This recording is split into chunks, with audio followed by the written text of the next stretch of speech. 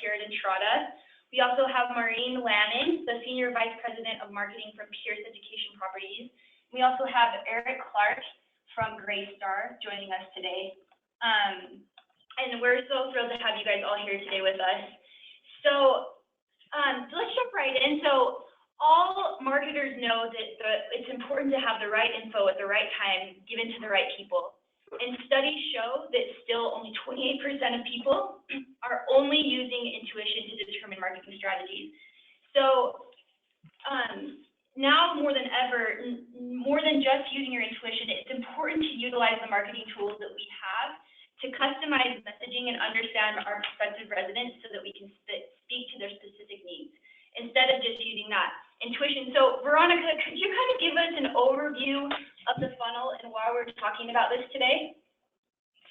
Yeah, thanks, Brooke.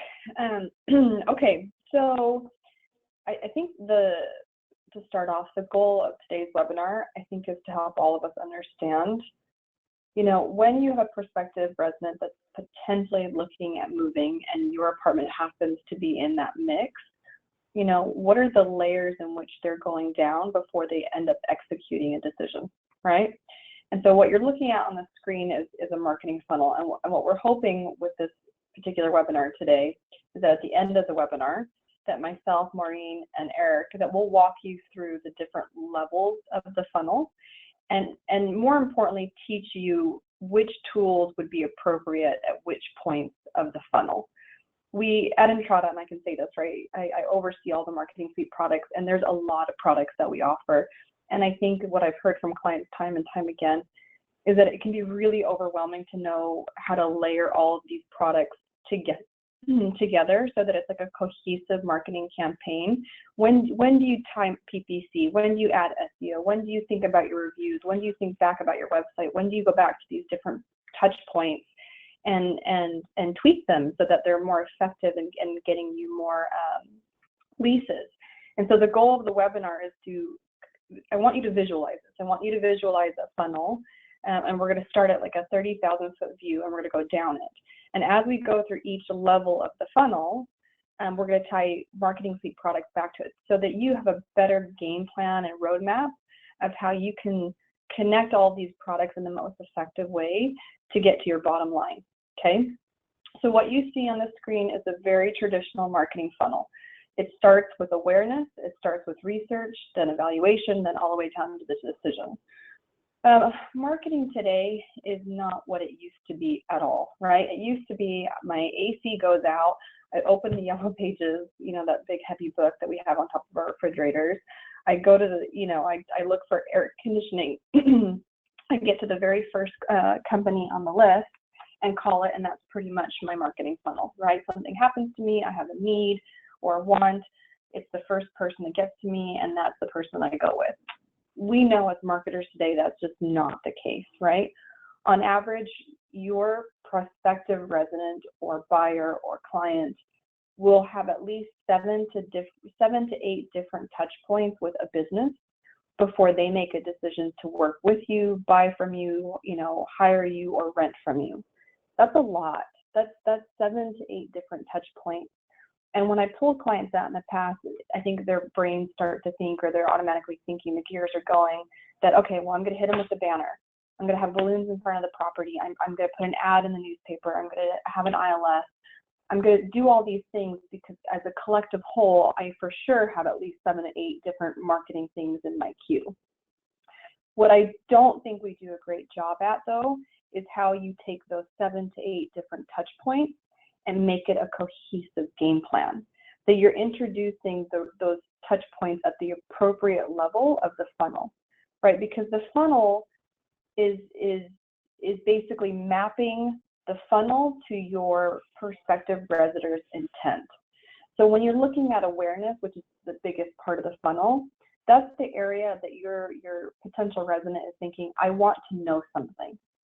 I've been made aware, I want to know, I want to have more information, right? Research is this phase where I want to do something, right? I want to go about making actions. Your evaluation is I want to go, right? That's an area where like maybe they're even looking, they're taking a tour, they're actually walking into the property. I want to go and do something. And the decision is I want to buy, right? And so as you're laying your different marketing, toolkit per se, your marketing products along the funnel, when do you introduce different products at different times as they're going down the funnel, which matches their intent? So I want you to think of I want you to think of the marketing funnel as a couple different questions, right? How much pre-rent research do you think your residents are doing or is required before they make a decision? Does each stage of this funnel exist for each of your single properties? A lot of you manage different property types. Some of you oversee student housing. Some of you oversee lease-ups or military, right, or affordable. Every property is a little bit different. So do all of these funnel levels, match your specific property? You have to take that into consideration. How important is each stage in the process? It might differ for a millennial than a baby boomer, right? That might be a different thing where each funnel piece might weigh more on their decision than another person or another demographic or persona, and then what is the length of each stage or step? Some of your properties might have lengthier sales cycles.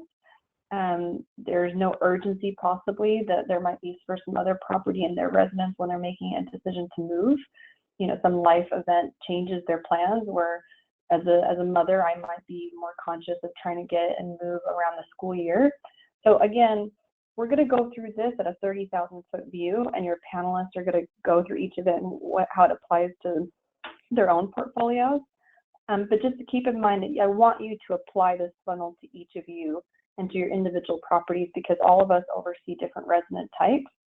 And I think that's really important, that the funnel is matched to your resident's intent. So understanding your resident is the most important, and that's where we're going to start. Brooke? Thank you so much, Veronica. That was perfect. And just as you said, Veronica, the first phase is awareness. And as Veronica said, prospective residents have just started looking for an apartment, and they're making that decision to move. So, Eric, if it's all right with you, let's start with your process at Greystar when you build a new property in a market. What is the Greystar process in identifying your ideal resident and what that person looks like in your community? Sure. So it's actually a lot of the things that Veronica just keyed into. The first thing that we're going to look at is, who are we building and designing this property for?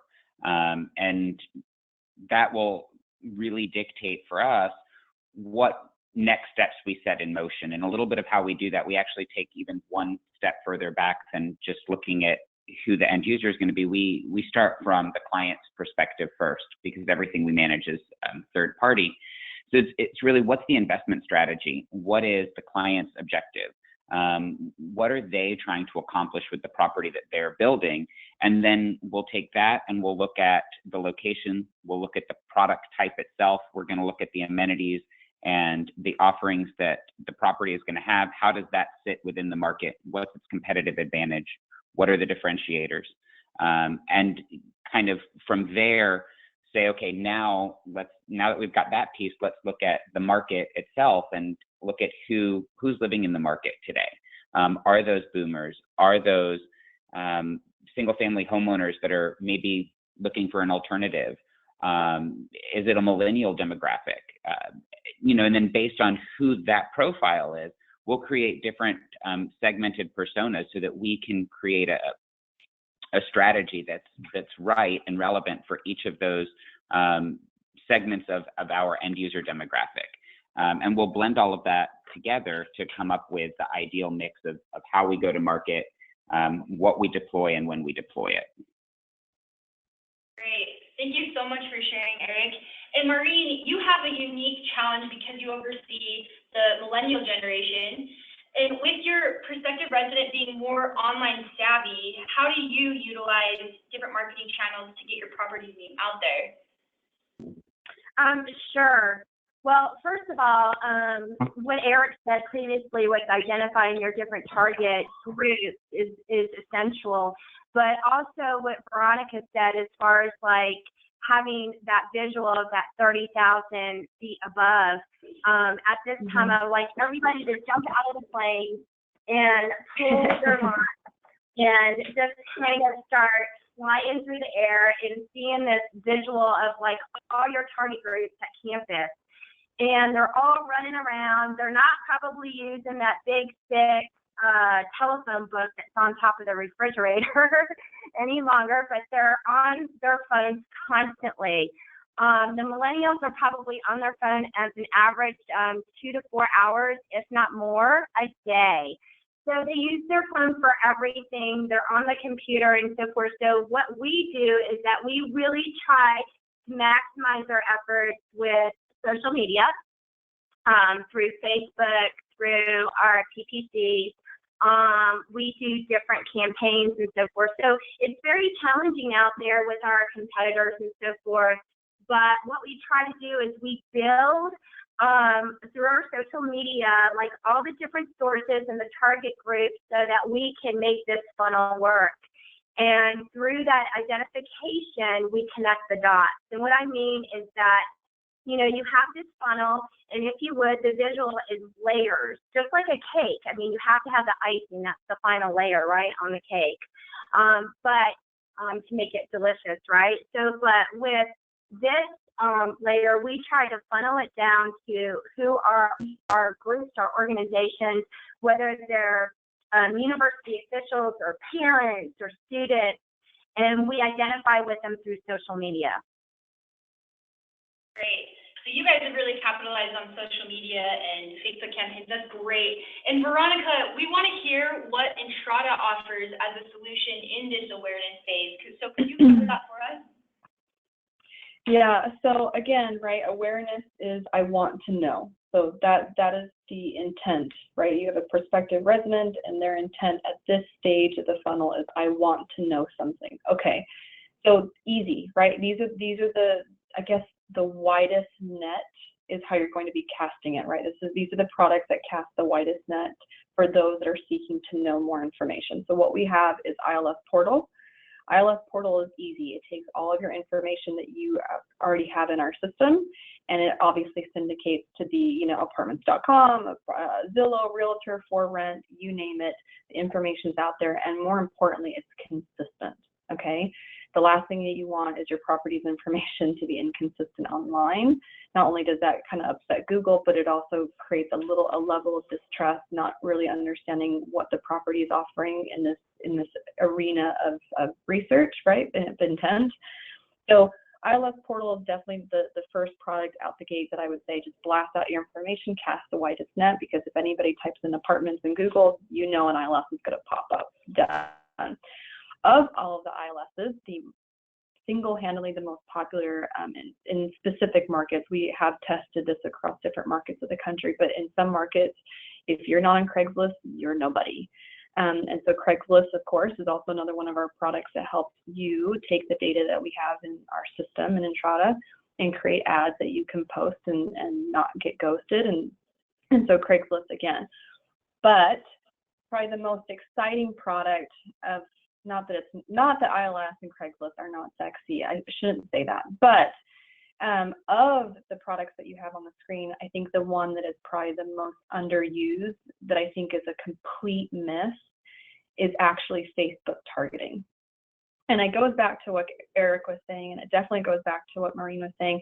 If you have built and understand your persona, if you understand who your prospective resident is in Boca Raton when you just finished building this massive lease up, right? Or you know that you have students and they're all millennials and they're all on their phone, you know, people check Facebook on average 14 times a day. I don't know if that makes people sick to their stomach to hear that, or it's also look in the mirror like myself, like I'm probably one of those people. It is what it is, you know, but the truth is that if you're trying to get your name out there and you're not utilizing a social media platform like a Facebook, right, it's a big miss.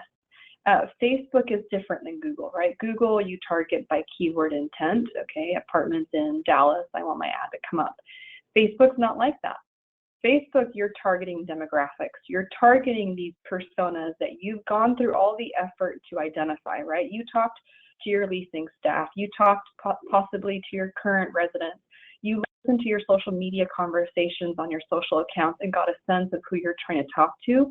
You can target all of that in Facebook, and it's cheap, right? So in Facebook, I can go and say, I would like to target a mother who on average has 2 to 3 children who drinks coffee in the morning and reads, a magazine labeled, Oprah's magazine, whatever the case may be. You can actually target that type of description in Facebook and go after those specific personas to get your brand new property or property that needs more visibility easily, and for, like I said, pretty dirt cheap. It's cents for a click versus dollars for a click on Google AdWords. So of all of our products during the awareness phase, I'd be utilizing ILS Portal, I'd be using Craigslist, and I would definitely be utilizing Facebook advertising and boosting. Great. Thank you so much, Veronica. Great solutions at Entrada. The second phase, as Veronica mentioned in the beginning, is research. This is when your prospective residents really start looking deeper into your property. So, Eric, now that you've gotten past that awareness phase, you've done that research for your personas, and you know your market better, how does that data affect your website designs and online collateral pieces? Sure. So all of those pieces are going to really work hand in hand. You have to connect the dots in order to make it successful. So understanding the persona is going to help you understand what type of messaging they want and how they're going to interact with the messaging. So, some demographics, some end users, they're going to be more focused still on the traditional print collateral, one-on-one personalized engagement when they come to the property. So the goal with that is to make sure that we're driving that experience for them. So do we adjust the remarketing campaigns? That might not be the right approach. It might not be geared toward high mobile user demographic. And then if it is somebody that's more mobile friendly, that is more on the go, then, even with our pay-per-click strategy, are we doing a pay-per-click that remarkets someone to Facebook? And maybe are we pushing more than just one source of engagement? So maybe it's not really driving people to our website as the primary source of interaction. It might be driving them to a social campaign where we've then built out like Facebook landing pages that, again, supplement some of what would be on the website, because we know that's where that demographic lives the most. They're going to be on social. And then even down to what social channels do you want to engage? Is it going to be more of a Snapchat, Instagram end user, or is it still going to be a Facebook end user? So really understanding how all of those pieces are going to connect the dots and tie together, making sure that you've got the right tracking to all of that so that you can see the results and then continue to adjust and implement new campaigns based on that.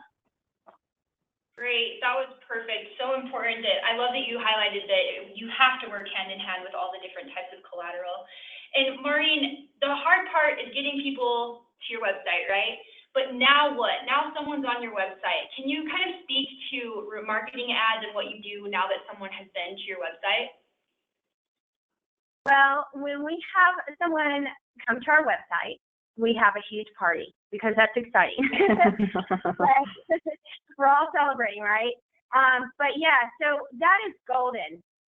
You find a treasure and you open it and you see all of those people on your website. I mean, it truly is a treasure, and you can't take that for granted or anything. So the challenging part isn't so much getting them to your website necessarily. I mean, right, if you follow kind of an equation, and we do use a third-party vendor to help with our SEO and our SEM efforts, so that we can make sure that we're balanced and we're keeping in line with getting people to our website prospects. But once they're there, we sometimes can freeze up and go, oh my gosh, okay, now what do we do?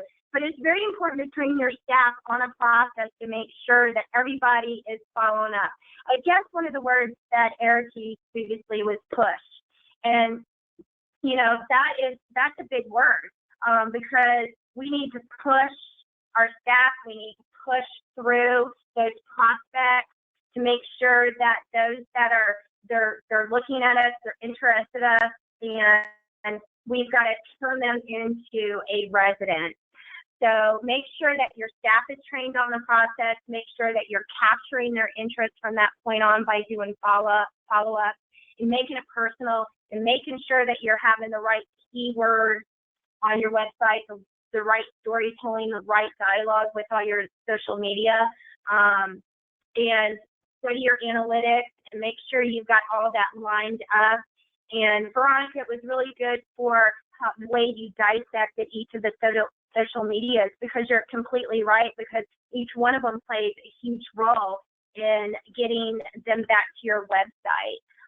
But I know Entrata does a really good job with the website in itself, with the way it's formatted and so forth, to make it easy for us to pull that prospect out of the website and get busy with them. Great, that's good to hear. And speaking of Entrata, Veronica, what does Entrata offer for this phase of research? Yeah, so I think out of all the products in the marketing suite, the two that will feel the most pressure at this stage of the funnel is going to be your website itself, and then I'll get to the second point, which is to then remarket to the people that do hit your website. So remember, research now, it goes from awareness, I want to know. Now we're at the research phase, which is I want to do something, right? So your ILS information, your Craigslist ad or your Facebook ad was, alluring enough that you got a click from one of those destinations back to your website. Like, oh my gosh, right? Yay, party. Like Maureen said, we're having a party. People are on my website. Am I a hoarder or am I not a hoarder? Like, have you ever had that feeling when somebody knocks on your door and you're freaking out because your house is a complete wreck? Or is that just me? I know I have kids, but so it's kind of that same mentality, right? You have somebody on your website. This is a huge deal. Okay, this is a big deal. Now, puts pressure on Prospect Portal, right? How attractive is the website? Do you have, images that communicate something? Are the images that you're using effective, right? If you're trying to target a millennial, having images of somebody in their 50s or 60s might not make any sense. And I've seen this. Unfortunately, I have seen this. I've seen websites where their persona has no correlation with the stock images that we were provided, okay? You have to look at your website top to bottom. Not only is the website having information, it has the appropriate floor plans, it has the appropriate pricing, it has all the amenities. Okay, fine, those are the basics. I got that, and I think Prospect Portal does a great job at, being that total website solution provider for, the apartment space. But are your images on point? Is your marketing copy on point? Is the tone of your voice appropriate to the persona that you're talking to? Is your blog current, right? Are you staying fresh? If I've captured somebody on my website and I haven't touched my website in 2 years, we have a problem, right? We want to show that there's engagement, that we're actively maintaining our own brands online. And so there's going to be a lot more pressure on Prospect Portal to deliver the right message, to have the right images, to have the appropriate information, and then most importantly, obviously, to be responsive. The website has to be able to be viewed on a desktop, on a tablet, on a phone. It doesn't matter what the device is, it has to respond to wherever you're viewing it. Now the extra layer on Prospect Portal is you can install code on your website that will get cookied. So I go to the website, okay, let me back up. Let's say I go to Nordstrom and I love these shoes. I put the shoes in my shopping cart and I never buy the shoes. Well, miraculously, magically, these shoes follow me everywhere for like 15 days. I see them on an ad on a blog I go to. I see them in my Gmail account. I see these shoes everywhere. They're just constantly on the top of my mind that yes, I put them in my cart and I didn't buy them. Okay, that's accomplished through PPC remarketing. Same thing. If you know people are taking anywhere between 15 to 45 days before they make a decision on where to move, PPC remarketing ads are fantastic. They only happen to those that hit your website. So you send traffic from an email, you send traffic from ILS, from Craigslist, from a Facebook ad, they hit your website, they get cookied, and then all of a sudden they start seeing your property on different points of their web experience to remind them of the apartment complex that they looked at that happens to be yours. So now, of the average of 7 to 8 different touch points that somebody needs to be exposed to a business, I've hit them once with ILS, twice with Craigslist, 3 times with a Facebook ad. Now I've hit them with my awesome website, and now my 5th touch point is a PPC remarketing ad. I'm at 5 touch points potentially of the 7 to 8 that is needed to convert, and I'm still only on the research phase of the funnel. I think I'm doing a pretty good job so far. Yeah, excellent. Great feedback from the panelists and Veronica. Thank you so much. The third stage, as was mentioned, is evaluation. This is when your prospective residents are assessing whether those claims you're making are accurate, and they're seeking that validation from their peers or from the internet. So, Eric, how do you handle your reviews at Greystar, and how has that helped or hurt your prospective residents? That's a great question. Reviews are huge, and if you really think about it, it's easy for us on the marketing side to come up with a great story and great content that we can share. And we can share it on a website or via an email blast, pretty pictures in a remarketing campaign. Those things, we control that, we pull the levers, that's easy. The hard part is getting rave reviews from our residents. The hard part is showing prospects that we're the better choice because everybody wants to live in one of our communities and loves their experience living there. So for us, we take reviews really seriously, and we work very hard to generate positive reviews, to create exceptional experiences for our residents, and then to really do everything that we can to promote those reviews across all the different channels where we do market. And we do a lot to create that sense of authenticity. And that's especially relevant depending, again, going back to your personas, knowing your different personas, knowing that a millennial is going to take the word of mouth of a peer and place much greater stock and value in that than they are going to from a campaign message. So again, understanding who your end users are and then leveraging all the mechanisms that we can to reach them. I love that, and I love that you emphasize the authenticity. I mean, a lot of studies show that about 70% of buyers are looking for reviews before they're making purchases or getting a lease online, right, or looking at apartments. So I think that's huge. And Maureen, for you, at Pierce Properties, with so much information out there from your competitors, how do you ensure that your results are coming up where people are looking? This also is a really good question. I think all of us are constantly trying to be ahead of the game and figure this out. But the best practice, it comes down to what is the best practice in ensuring your results are coming up. Where people are looking for is a workout every day with your social media and your analytics. So it's again, I feel like, I'm just bouncing on this subject a lot, but research and making sure you're looking at your analytics and you're really taking that information, you're doing something with it. You're taking that and you're creating different campaigns and so forth. And by the way, everyone, I've had a couch follow me through Wayfair for the last so geo-tracking is really effective. I might just have to buy it to get it off of my geo-tracking. But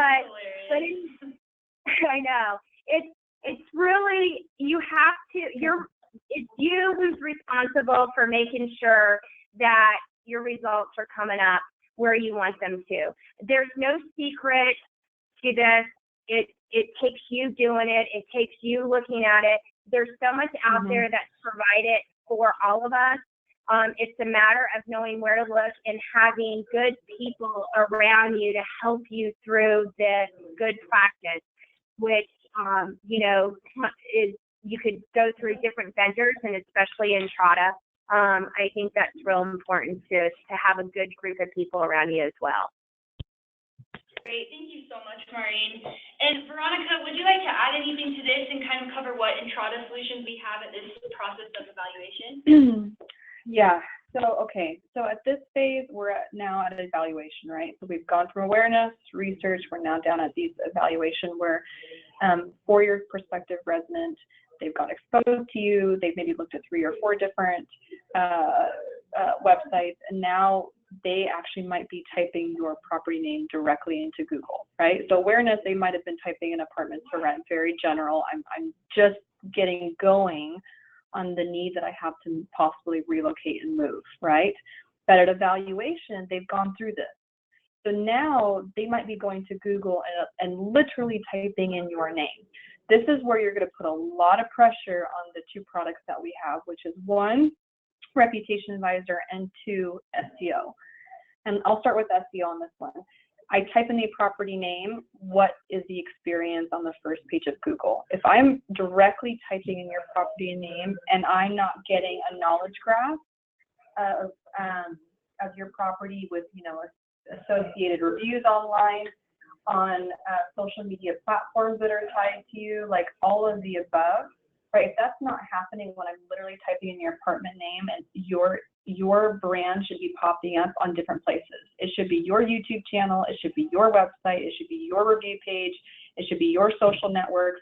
That is all part of SEO. SEO is making sure that the consistency of your brand is just solid, right? Now, Reputation Advisor is a tool that we have that basically crawls the web and pulls in reviews for your property, right? So this is really important. Eric touched on this a lot. If you have positive reviews, fantastic, but it's unrealistic. Of course, you're going to have negative reviews, and on purpose, people are going to seek them out. At Entrada, for the summit 2 years ago, we did this massive survey for residents and reviews. And in the findings, we found that people were reading 10 to 15 on average reviews. They were looking at 3 to 4 different review sites because they didn't believe one over the other. They wanted to see reviews across different websites. And they were also purposely seeking out negative reviews, not to just because we're all negative people in the world today and it's 2017. No, it's because we actually want to see, one, if there was something bad about the property, I don't want to be ignorant, but more importantly, what did the staff at the property do to respond to a negative experience or situation? That is more telling of my landlord experience than anything else. Everybody gets along when everything is great. Okay, you'll stay in a relationship forever. That's you know, obviously, right? That's the obvious point. But what happens when something goes bad, or something's wrong, or there's construction, or the parking is terrible, or something happens? How did the property respond? Is it a general response? Is it specific? Is it heartfelt and sincere? Right? That's where having a tool like Reputation Advisor that pulls in reviews, you know, and alerts you right away of both positive and negative, where you can mark up your reviews with specific attributes that are either positive or negative, is going to make a huge difference. And that's the power of Reputation Advisor. It puts a lot of pressure on that product to be accurate, to give you all the reviews from different locations on the web, whether it be Google or Yelp or apartment ratings, it doesn't matter. And it gives you the ability to respond to those reviews. So those 2 products at this phase, when somebody's typing in your property and specifically seeking out review content, you're going to put a lot of pressure on SEO and you're going to put a lot of pressure on Reputation Advisor. Great, I totally agree. I think those are huge tools to help people in this process. Veronica, thank you so much for sharing. That brings us to the last phase in the funnel, which is decision. Obviously, the most important part probably is making the decision to sign the lease. This is where prospective residents are ready to do that, but all they need is just help completing that process. So, Eric, how do you help coach your prospective residents at Greystar through the application process? Yeah, so, you know, we do a lot of different things, from, again, user-friendly websites that make it very clear what their intent needs to be and what their user path should look like. And then we also try to personalize the experience as much as we can when prospects are with us during the tour or in the leasing office, and we use the leasing tablet app so that, again, it's kind of a very user-friendly, very easy process. We can get the tablet set up, pull up the app, already have some of their information in it, and turn the tablet over to the prospect and let them kind of complete the application right there in the office with us, ask us any questions they might have. So, you know, whatever we can try to do to make it feel a little bit less intimidating, less overwhelming, because those applications are lengthy. There's several pages, lots of information. So the more that we can do to continue that personalized experience, the better the outcomes have been. That's great. I love that you said making it very detailed, giving them ample information, right, to make this process easy for them to do, right? And Maureen, what information at Pierce Properties do you guys provide on your landing pages? Thanks, Brooke. Well, we provide different information on the landing pages, and with our website, we have different widgets at the bottom, and they're all customized per property based on the demand that we see and the feedback that we get from our target markets and our traffic that comes in. So I love them because they're easily accessible to navigate through on our website. So what we have on our website is the obvious at the top, right? Just the obvious ingredient to what a prospect would be looking for in this stage. But then we have these widgets at the bottom that kind of provide additional information. But we usually try to keep the recipe of like a call to action. We have additional CEO keywords. We make sure that the content inside these landing pages are specific to our target market. And we also keep them very clean by design, again, so that it's a reference that's really quick that these millennials can go to and get additional information. And then we make sure that we stay within our brand guidelines as well to attract, and promote the property to that final stage where that person is evaluating us and going, yes, I want to live there. I want to come in for a tour. That's great. And I love that you said you provide enough clear and clean information, because research backs that up, says 95% of buyers choose that solution that provides them with ample information. So love that you said that. And Veronica, what do we offer at Entrata that really helps facilitate this decision process? Okay, so we've done it. We've done it. I'm now celebrating as a marketer. I've gone from awareness to research. Now I'm down to the decision. Oh my goodness. Okay, right? So I'm really excited. I'm pumped. I cannot lose somebody here. I can't do it. And I can't do that by overcomplicating my application, right? So here is where at this last piece, there's going to be a lot of overlap between the marketing suite products, and now you're going to start to see the leasing suite products, right? So Prospect Portal is going to come back in the picture, but not the website itself. It's specifically the application part of the website. How easy is it for you, for a prospective resident? If they're doing it in the office, great, but for you guys on the staff, it would be way easier for you to scale if people had a better, an easier time filling out an application online, right? So is it quick and easy to use? Forget all the paperwork, it's all online. Puts a lot more pressure on the application inside of Prospect Portal. In addition to that, we have two other products, right? We have Lead Manager. Lead Manager is a product similar to Rep Advisor. Instead of pulling in all reviews, what Lead Manager does is it pulls in all of those leads, right? All of those guest card traffics into one efficient, easy to use dashboard that you can organize everything, prioritize, your hottest leads to your coldest leads, and just be able to follow up with them effectively. It's a big deal. If I've come down to a decision, and it might be between you and another property, how quickly is somebody calling them if they have a question? Are you letting your guest cards go stale? Don't lose them at this phase. And then lease execution, I think that's pretty self-explanatory, where you can basically expedite the leasing and renewal process all online. They can sign the lease right there and then. You don't have to have them come back in to sign any kind of paperwork. It's all done. So at this stage of the game, they've made a decision. How easy is your application to follow? Are you effectively following up with your leads through Lead Manager? And then can they effectively sign a lease online and do it, legally, and also just do it according to, the information that is needed for them to live at your apartment complex? Perfect. Thank you so much, Veronica. Great product, great things happening at Entrata. We're finished with the funnel, and we would now love to take questions from you guys online.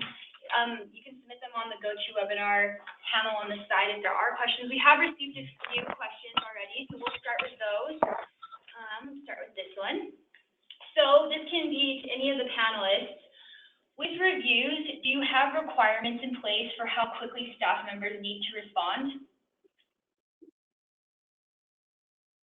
Let's ask Maureen this one. Do you guys have a requirement in place of how quickly staff members respond to reviews? Yes. Okay. So is there a way that I can look at this question? Because Brooke, you just went out for a second, so I didn't hear the whole question. Oh, yeah, of course. Let me repeat it. So with reviews, do you have requirements in place for how quickly staff members need to respond? Oh, yes, absolutely. So we do have a process. This is very, very key, everyone. The response time is probably one of the most important elements in reviews. So you should respond with as soon as possible. And I would say if you don't respond within almost, I know this sounds kind of obnoxious, but within a couple hours sometimes of a review, it can really get out of control, depending on what it is. But, you know, basically with reviews, our residents, we owe it to our residents. They need to just have the truth and know the truth, and we always invite them to come in and talk with us as well. So our process is, and then we also have sources and other staff members to constantly scrape through our social media and our website to make sure that these reviews are being met. So that's a process that's kind of internal as well. Great. Thank you so much, Maureen. And Eric, actually, I would love to ask you this next question. It has to do with reviews as well. How do you respond to negative reviews, or do you even respond to those reviews at all? Yeah, so actually, sometimes responding to the negative reviews is the best thing that we can do to create Stark raving fans, right? And part of that is, if all the reviews you get, as much as we would love that, are positive reviews, again, it kind of goes back to that authenticity component. Not everybody is happy all the time. So you've got to have a good ratio of negative reviews. Hopefully they're not terribly negative. But the most important part of that is the response component of it. And it's really about responding, acknowledging the fact that the person was upset about something, you know, taking things offline so that it doesn't continue to fuel the fire. So inviting the person that posted the review to come into the office and talk about whatever their concern might be, offering to, you know, meet with them, you know, whatever you can do to kind of segue it offline, but just acknowledging that, you know, you're sorry to hear that there was an issue, and then providing as much positive detail as you can to show that there's a resolution in place. And then in some cases, we've actually been able to go and have the resident that posted the negative review do a follow-up review from their perspective, showing, hey, you know, we had this issue and the property manager was terrific and they came and they fixed it, and whatever the case might be. So there's a lot of opportunity there to not only win over that particular resident, but then show people that we're listening, we care, and we're trying to resolve things. Oh, wow, I think that's a great idea, and that really I'm sure that makes the residents feel like they're being heard. I think that's great. Here's another question I'm going to ask both of you, actually, because I think this is a great question. Maureen, how often are you reviewing website performance metrics on your property? Every couple of days, I know that we have different reports that come out. And so we look at the metrics on a corporate level and then also on property sites. And so we're on sort of like a schedule. And then we have a third party vendor that also reviews them as well. So I feel like we're covering as many bases as we can with our reviews. Oh, that's great. And what about, Eric, what about you guys at Greystar? How often do you review those performance metrics on your website? We're always reviewing and evaluating the different performance metrics. You know, and we're really fortunate to have a lot of different tools and dashboards to make kind of at-a-glance reporting available and possible for the teams. But it's not something that you can set and forget, so you've got to be consistently reviewing on a regular basis. Great, thank you so much, I agree. Here's another question. So, Maureen, what are your favorite marketing reports to have site staff and corporate staff review? That's a good question. I love looking at the traffic, honestly. I know that sounds really simple, but the traffic that comes through the website, the traffic, the different sources that we're receiving traffic, I believe is a good sign, because if you don't have any traffic, then you won't have, any leasing necessarily, but the traffic that you have on the website and the behaviors. So we have many reports, probably, as Eric does, but the most favorite report that I like to look at that I think tells a huge story is your traffic. Mm-hmm. Yeah, can I add to that as well? Yeah, please do, Veronica. You're spot on, Maureen, spot on. So traffic says a lot, but what you touched on, I think, is the crucial part, is what are they doing? So as of this last standard release for Prospect Portal, we actually released macro tracking in Google Analytics. So if you go into your Google Analytics and you go into just the unfiltered view of your Google Analytics on your website, you will actually see each of the page that a visitor is actually hitting. So it will just, /floor plan, /amenities. And I think that the most important piece is, okay, we're funneling people in through ILS and Craigslist and advertising. Okay, great. But when they hit the website, what are they doing? What pages are they going to? What order of pages are they going to? Which pages have the highest bounce rate? What page retains them the longest? If there's blog content, which blog content hold their interest the longest as well? You basically watch the funnel all the way through Google Analytics to see what they're doing, what they're behaving, and what's sticking with them and what's not. And then with the event tracking that we just released, you can see if they're actually pushing buttons. Are they contacting us? Are they pushing to learn more? Are they filling out a guest card? What page of the application, are they leaving? You can see all that through Google Analytics, and I think it's the behavior of the traffic that tells more of a story than even, hey, I got 5 people today. Great. Veronica, that was genius. There's a reason you're the director over here. You're awesome. So, and this is the last question. This is directed specifically at Eric. You mentioned personalizing the experience by using the tablet. How exactly are you creating that personalization?